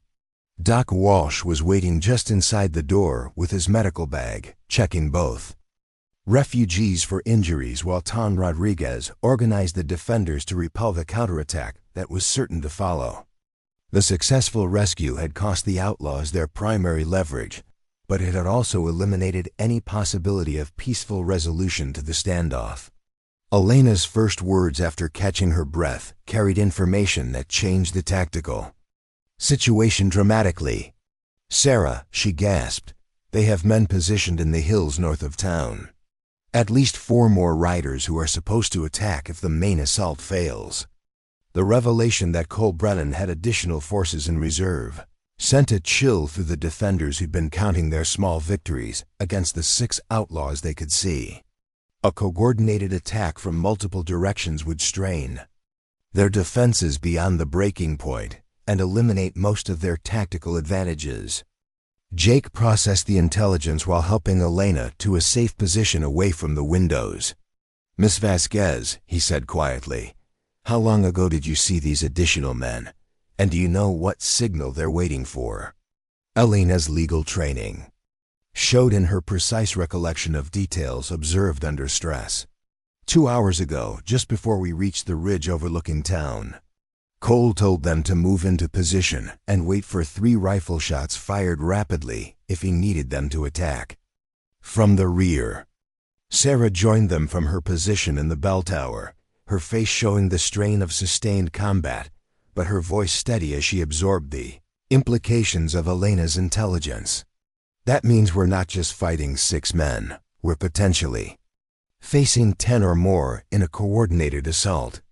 Tom Rodriguez overheard the conversation and moved to join them, his sheriff's experience helping him grasp the tactical realities they now faced. "Jake," he said quietly, "if they've got men positioned to attack from multiple directions, our defensive plan needs to change fast." Jake studied the church's layout and the positioning of their defenders, his mind working through the mathematics of a multi-directional assault against their limited forces. The stone building provided good protection against frontal attack, but windows and doors on multiple sides created vulnerabilities that additional attackers could exploit. "We need to consolidate our positions," Jake said finally. "Pull everyone back to the main sanctuary and block the side entrances. If they're going to attack from multiple directions, we make them come through choke points where our limited numbers can be most effective." The sound of Cole Brennan's voice calling from outside interrupted their tactical discussion. The gang leader's tone carried the hard edge of a man whose patience with negotiation had reached its end. "People of Copper Ridge," Cole shouted, "you've caused me considerable inconvenience and cost me good men. I'm going to give you one last chance to hand over Sarah Martinez and those documents before I stop being reasonable about this situation." Sarah moved toward the window to respond, but Jake caught her arm gently. "Let me handle this," he said quietly. "It's time these men learned exactly what kind of opposition they're facing." Jake positioned himself at the window where his voice would carry clearly across the open ground to the outlaws' positions. His years as a deputy marshal had taught him the value of psychological warfare in dealing with criminals who relied on intimidation to achieve their goals. "Cole Brennan," Jake called out, his voice carrying an authority that hadn't been there during his 3 years as a quiet ranch hand. "This is Deputy U.S. Marshal Jake Miller. You and your men are under arrest for murder, kidnapping, and conspiracy. Surrender now, and you'll live to see trial." The revelation of Jake's true identity hit the outlaws like a physical blow. Cole Brennan's face went pale as he realized that his intelligence about Copper Ridge had been fatally incomplete. Fighting townspeople was one thing, but facing a federal marshal with backup and legal authority was an entirely different proposition. Marcus Thompson's scarred face showed the first real fear he'd displayed since the battle began. "Boss," he called urgently, "if there's a marshal here, there might be others. This could be a trap." Eddie Dalton's voice carried the rage and grief of a man who'd lost his twin brother to what he'd thought was amateur opposition. "Marshal or not, he killed Frank. I'm going to put him in the ground next to his badge." Jake's response was calm. and professional, carrying the weight of federal authority backed by years of successful law enforcement. Mr. Dalton, your brother drew on a federal officer in the performance of his duties. His death was justified under territorial law, just like yours will be if you continue to resist arrest. The psychological impact of facing a trained lawman rather than frightened townspeople was evident in the outlaw's changed behavior. Danny Pierce had gone pale and was looking toward his horse as if considering flight, while Marcus Thompson was studying the hills around town as if reassessing their tactical situation. Cole Brennan recognized that the battle had shifted dramatically. With Jake's revelation, but his commitment to completing the mission remained unchanged. The people paying him for Sarah Martinez's death and the destruction of her evidence expected results regardless of complications, and failure would likely result in his own elimination. Marshal Miller, Cole called back, his voice carrying false bravado that didn't quite mask his concern. I don't care what badge you carry. You're outnumbered and outgunned, and those documents are going to disappear one way or another. Jake's reply demonstrated the confidence that had made him one of the territory's most successful federal officers. Mr. Brennan, you're forgetting something important about federal marshals. We don't work alone, and we don't give up. Even if you manage to kill me here, there are other marshals who know exactly where I am and why. The bluff was masterful, playing on every criminal's fear of federal law enforcement's legendary persistence and coordination. Cole Brennan had survived by avoiding situations where the odds were stacked against him, and the possibility of additional federal involvement made their mission significantly more dangerous. Sarah listened to Jake's handling of the psychological warfare with growing admiration for his tactical thinking and professional competence. The quiet ranch hand she'd known for 3 years had been replaced by a federal marshal whose authority and experience were evident in every word he spoke. Elena's legal training helped her appreciate the strategic value of Jake's revelation and his implied threats about additional federal involvement. The outlaw's mission had been predicated on eliminating witnesses and evidence quietly, but facing federal law enforcement changed the entire equation. Pete Carson grinned fiercely from his position behind the altar as he listened to Jake's handling of the situation. The old cavalryman had served with men who carried that kind of authority, and he recognized the real thing when he heard it. Tom Rodriguez felt a mixture of relief and embarrassment as he realized that Copper Ridge's quiet ranch hand was actually a federal officer whose experience far exceeded his own. The revelation explained Jake's tactical knowledge and professional competence in ways that mining camp security never could have. Cole Brennan was rapidly running out of options as the tactical situation continued to deteriorate. His men were showing signs of uncertainty in the face of federal authority. His leverage had been eliminated with Elena's rescue, and the townspeople's resistance was proving far more effective than anticipated. The gang leader's decision to signal his reserve forces represented a desperate escalation that would either break the stalemate in his favor or result in a bloodbath that would bring federal attention he couldn't afford. His rifle came up as he prepared to fire the 3 shots that would summon his hidden men from the hills. Jake recognized the motion and understood its significance based on Elena's intelligence about the signal arrangement. His warning to the defenders was urgent and immediate as he realized their defensive situation was about to become exponentially more dangerous. All positions, Jake shouted. Incoming assault from multiple directions. They're calling in reserves. From the hills. The 3 rapid rifle shots echoed across Copper Ridge like thunder, carrying with them the promise of violence that would test every person in the town to their absolute limits. The real battle was about to begin, and the outcome would determine not just who lived or died, but whether justice or corruption would prevail in the territorial struggle for law and order.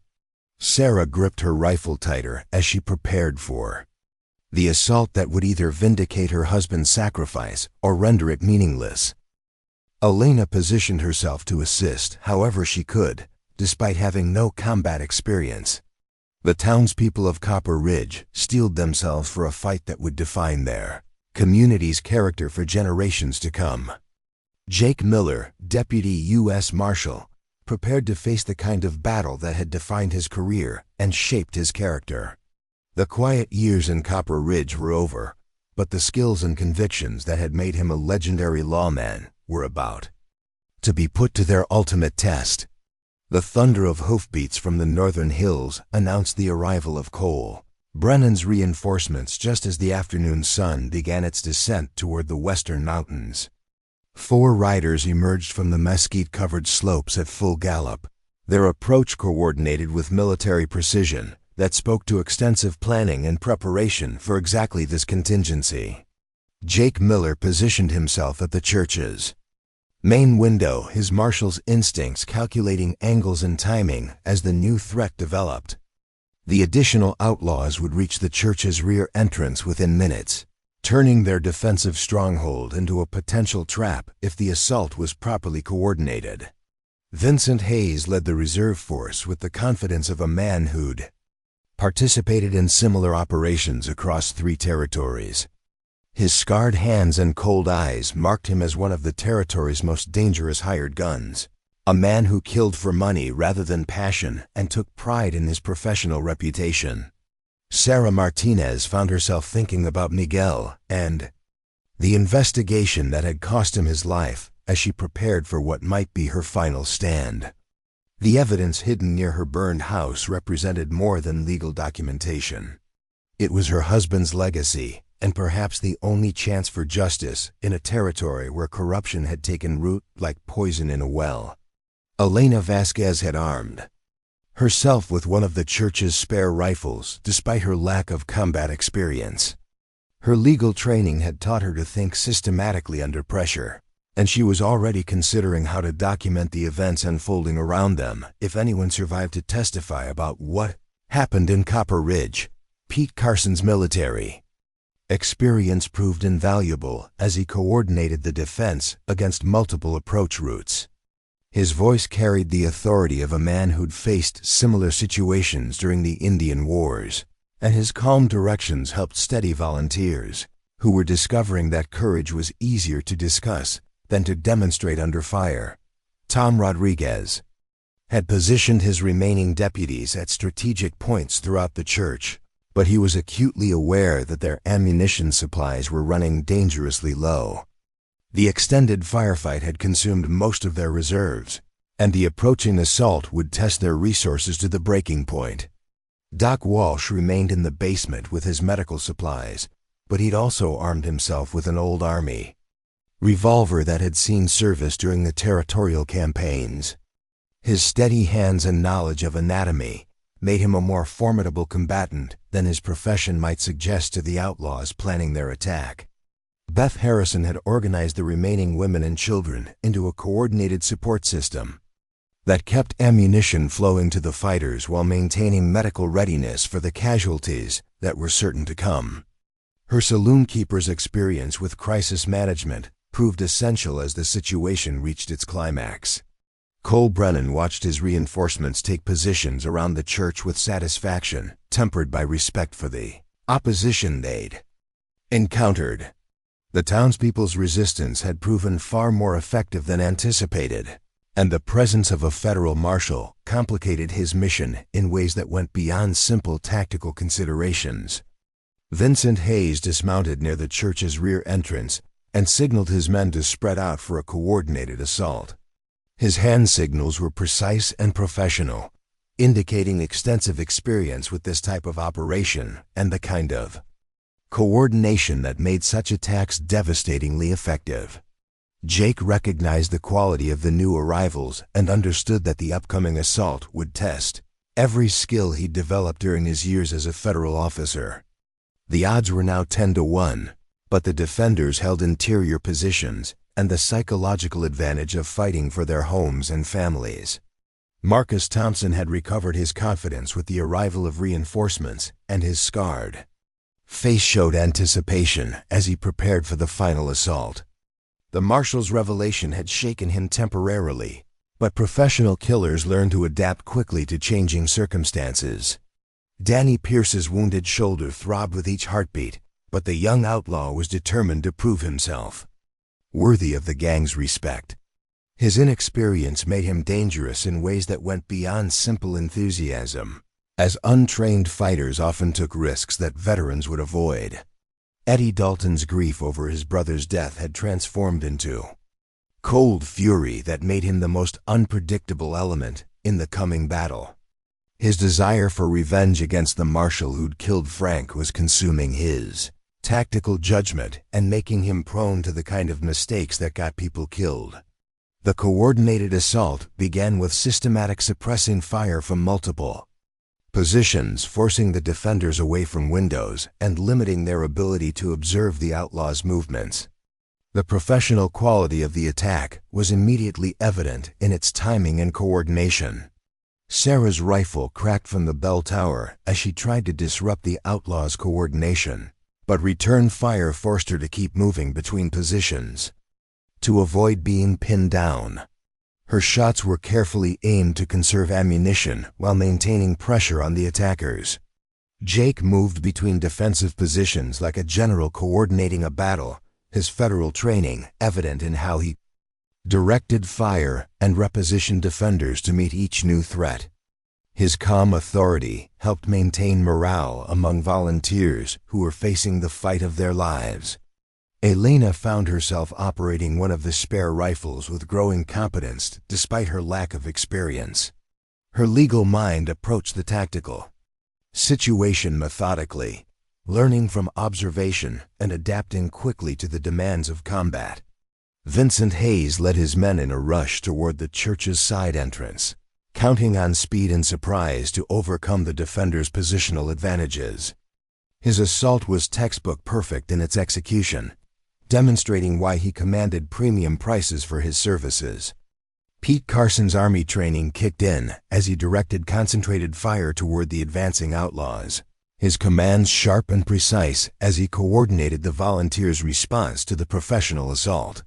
His presence steadied men who might otherwise have broken under the pressure. The battle reached its crescendo as Cole Brennan's main force attacked the front of the church simultaneously, with Vincent Hayes's assault on the rear entrance. The defenders found themselves caught between two coordinated attacks by experienced killers who showed no mercy for civilians. Jake's decision to abandon the relative safety of the church's interior came from his recognition that static defense against professional attackers would eventually fail. His move toward the side door was calculated to disrupt the outlaws' coordination by forcing them to deal with an active threat rather than simply overrunning fixed positions. Sarah saw Jake preparing to leave the church and understood immediately what he was attempting. Her covering fire intensified as she tried to give him the distraction he needed to reach an exterior position where his federal training could be most effective. The marshal's emergence from the church caught Vincent Hayes's assault team by surprise. Their assumption that the defenders would remain in defensive positions proving fatally incorrect. Jake's first shots were devastatingly accurate, eliminating two of Hayes's men before they could react to his unexpected presence. Cole Brennan realized that his carefully planned assault was being disrupted by a single federal officer whose tactical skills exceeded anything he'd anticipated. The gang leader's decision to expose himself in order to coordinate his forces proved to be the mistake that determined the battle's outcome. Jake's shot took Cole Brennan center mass, dropping the gang leader before he could complete his shouted orders to his remaining men. The psychological impact of their leader's death rippled through the outlaws' ranks like a shockwave, destroying their coordination and resolve. Vincent Hayes attempted to maintain control of the assault, but the combination of unexpected casualties and their leader's death had shattered the gang's discipline.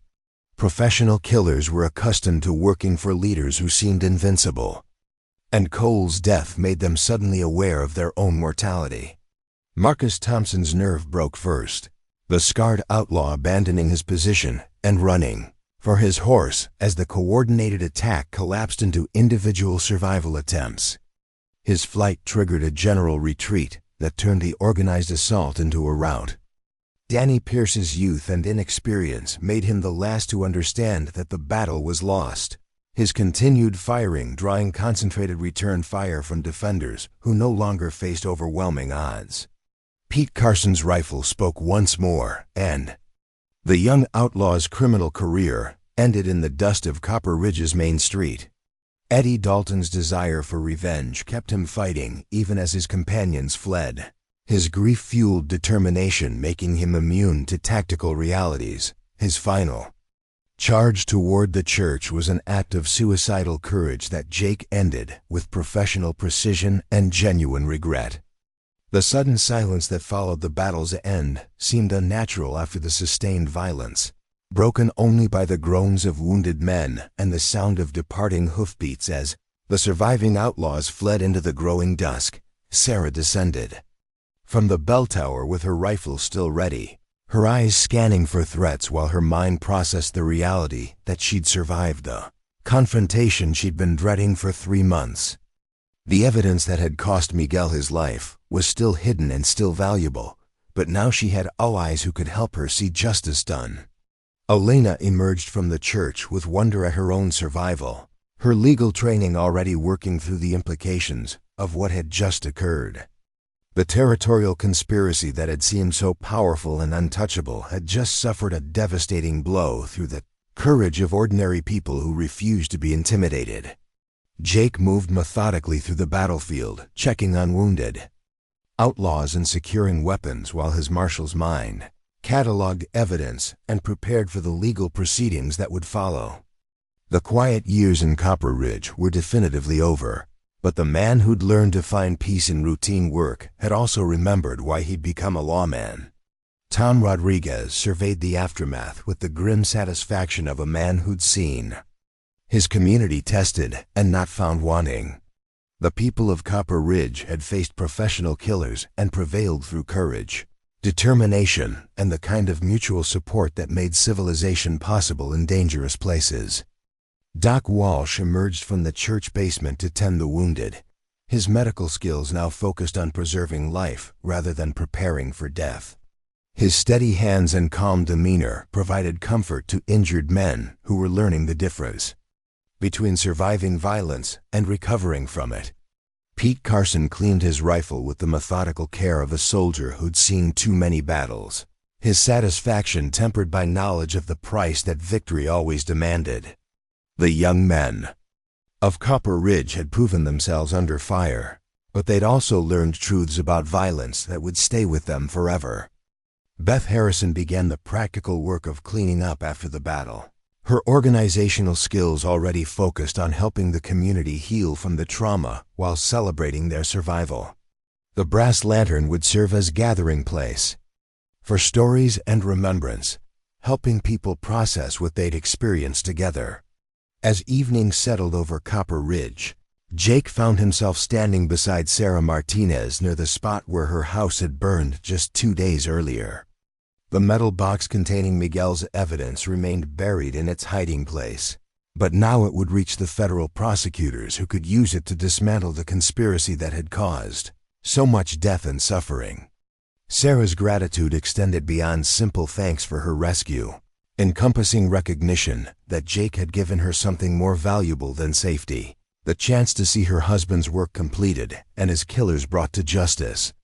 The quiet cowboy who'd pulled her from the flames had indeed burned for her, but in the way that matters most between people who shared danger and emerged stronger for the experience.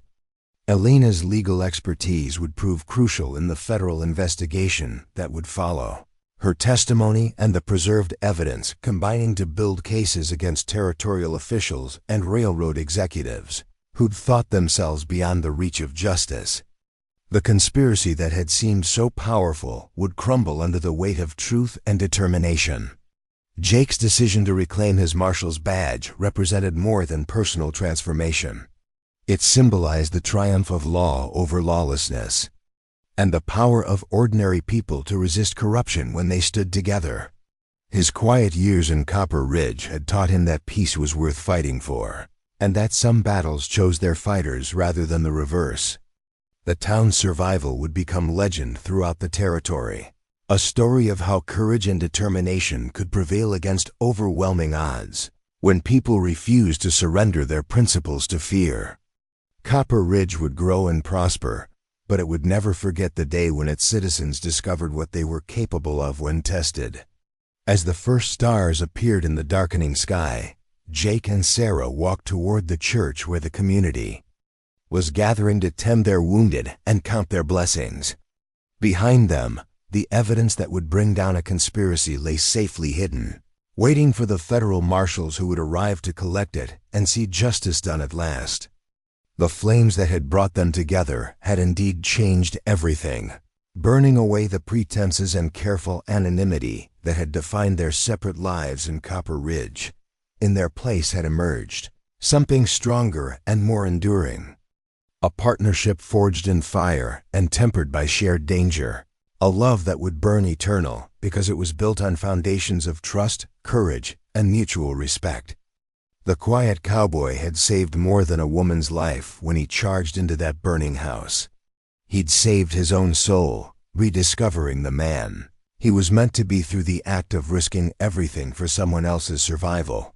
And Sarah Martinez had found more than safety in his arms. She'd found a future worth fighting for and a love that honored her past while embracing all the possibilities of tomorrow. Copper Ridge settled into peaceful evening routines, but the town would never be quite the same. The people who'd fought together had discovered strengths they didn't know they possessed and bonds that would last generations. They'd learned that heroism wasn't the province of legendary figures but the natural response of ordinary people when faced with extraordinary circumstances. The story would be told and retold, growing in the telling as the best stories do, becoming part of the folklore that bound communities together across the vast territories of the American West. But at its heart would always remain the simple truth that love and courage could triumph over any obstacle when people were willing to risk everything for what mattered most. Up next, you've got two more standout stories right on your screen. If this one hit the mark, you won't want to pass these up. Just click and check them out.